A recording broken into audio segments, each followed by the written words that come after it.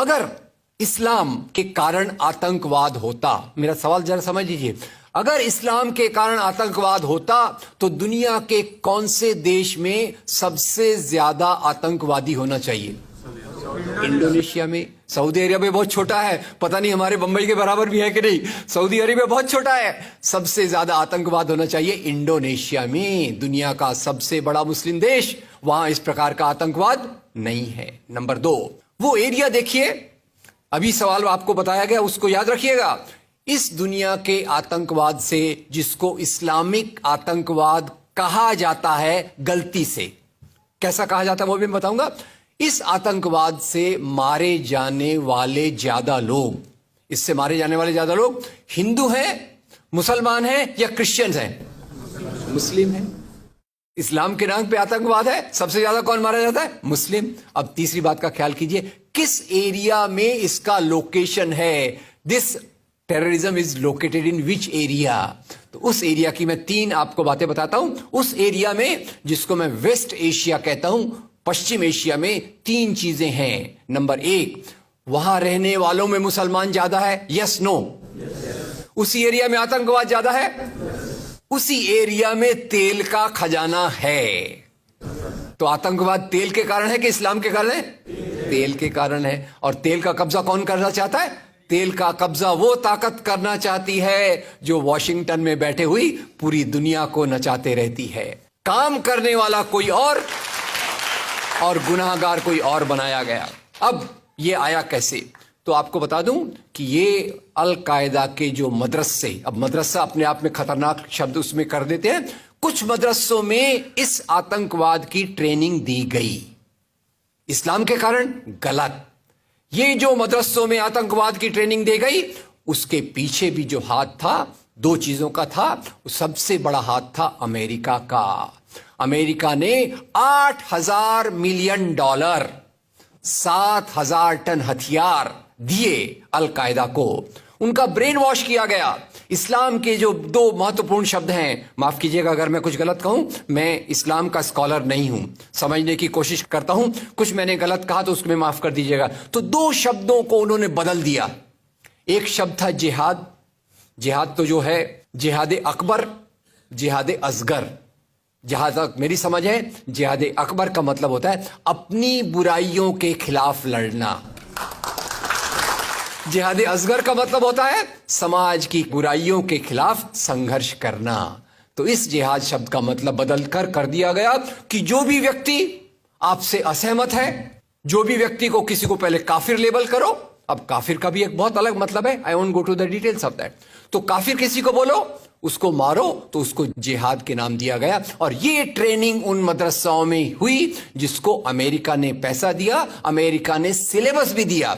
और तो और मेरी समझ है, मदरसों में कुरान की ट्रेनिंग देते हैं। वो कैसे होना चाहिए वो आपके बीच में चर्चा का मुद्दा है, पर यहां जो ट्रेनिंग दी गई उसका सिलेबस वॉशिंगटन में बनाया गया। और खैर, ये क्यों बनाया गया उसके पीछे मैं पहले बहुत कोशिश करके, मेहनत करके लोगों को बोलता था ये अल कायदा इसके लिए बनाया गया। बाद में मेरे हाथ में एक बहुत अच्छी चीज आई। अब यूट्यूब में कई चीजें बहुत अच्छी है, कई चीजें खराब हैं। यूट्यूब के कारण हमारे कई नौजवान भटक भी रहे हैं, पर यूट्यूब की कुछ अच्छी चीजें आपको बताता हूं। यूट्यूब में आप सर्च कीजिएगा 3 शब्दों को, हिलरी क्लिंटन अल कायदा अमेरिका। उसमें आपको 4.5 मिनट का एक वीडियो मिलेगा जिसमें हिलरी क्लिंटन बताती है, मैं नहीं कह रहा, हिलरी क्लिंटन कहती है कि हमको रशियंस के खिलाफ लड़ना था। हमारी फौजें जो वियतनाम से एकदम डिमोरलाइज होकर आई थी वो तैयार नहीं थी, तो इन एशिया के मुसलमानों के नौजवानों के कंधे पर रखकर हमने अपनी बंदूक चलाई। हमने अल कायदा खड़ा किया, हमारा काम हो गया, हम अपने हाथ धो लिए और हम अपने वापस आ गए। तो यानी हमने कैंसर के बीज डाल दिए, हम तो अपने देश में सुरक्षित हैं। उसका जो नतीजा भुगतना हो वो एशिया के लोग भुगते, वेस्ट एशिया के लोग भुगते। और उसी के साथ 9/11 के बाद, उसी के साथ अमेरिकन मीडिया ने एक सबसे खराब काम किया, the most anti human act in the history of Mankind. मैं पूरी जिम्मेदारी से ये शब्द कह रहा हूं। क्या किया था अमेरिकन मीडिया ने? अमेरिकन मीडिया ने धर्म को आतंकवाद से जोड़ दिया। मजहब जो मोहब्बत सिखाता है, मजहब जो इंसान को इंसान बनना सिखाता है, उस मजहब के साथ इन्होंने आतंकवाद को जोड़ दिया और एक शब्द बनाया पहली बार, इस्लामिक टेररिज्म। याद रखिए, दुनिया में आतंकवाद पहले भी हुआ है। याद रखिए आयरिश रिपब्लिकन आर्मी, याद रखिए खालिस्तान, याद रखिए नाथुराम गोडसे, याद रखिए इंदिरा गांधी का हत्यारा, याद रखिए राजीव गांधी का हत्यारा। आतंकवाद पहले भी हुए हैं, पर कभी भी मजहब को आतंकवाद के साथ नहीं जोड़ा गया। तो मैं मानता हूं अमेरिकन मीडिया ने अगर सबसे गंदा, सबसे एंटी ह्यूमन काम किया है तो इस जुमले का बनाना जिसको कहते हैं इस्लामिक टेररिज्म। अब इसके पीछे इस्लाम का कोई हाथ नहीं। जिहाद शब्द का मतलब बदल दिया गया और काफिर शब्द का मतलब बदल दिया गया। यहां से ब्रेन वॉश की एक प्रोसेस चालू हुई और इसी को मैं कहता हूं, ये प्रोसेस जो चालू की, ये प्रक्रिया एक कैंसर होती है। मेरा थोड़ा मेडिकल बैकग्राउंड है, मैं जानता हूं कैंसर शुरुआत में होता है, आपने ट्रीट कर लिया तो ठीक है, जब वो फाइनल स्टेज में जाता है तो पूरी दुनिया की बर्बादी करने पे तुल जाता है। और वही बात अलकायदा के साथ हुई। अलकायदा के बाद मामला वहीं खत्म नहीं होता। तेल की प्यास, तेल की भूख बहुत बड़ी है। आप जानते हैं भारत 200 साल तक गुलाम रहा इंग्लैंड का। काहे के लिए गुलाम था? क्योंकि उनको यहां का कच्चा माल लूट कर ले जाना था। After colonialism there is imperialism, और ये इंपीरियलिज्म चाहता है दुनिया के रॉ मटेरियल्स, दुनिया के रिसोर्सेस को लूटकर अपनी समृद्धि को, अपनी प्रॉस्पेरिटी को बढ़ाया जाए। और उसी के चलते उन्होंने एक और काम किया और वो काम था इराक पे हमला।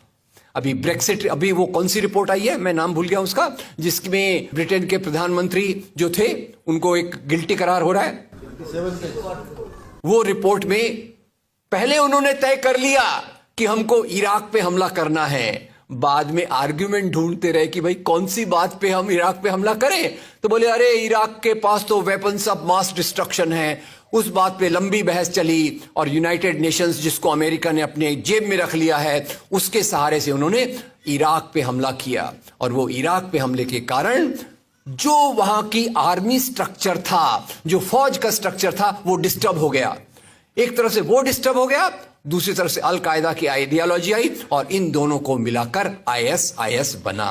काम है इस्लाम का नाम, इस्लाम के नाम पर जो काम हो रहा है वो वास्तव में it is a design of imperialist powers to control on the oil resources of the world. इससे गंदी बात दुनिया में कोई नहीं हो सकती कि मजहब के नाम पर एक पॉलिटिक्स, मजहब के नाम पे आर्थिक समस्याओं को अमेरिका हल करने की कोशिश करे।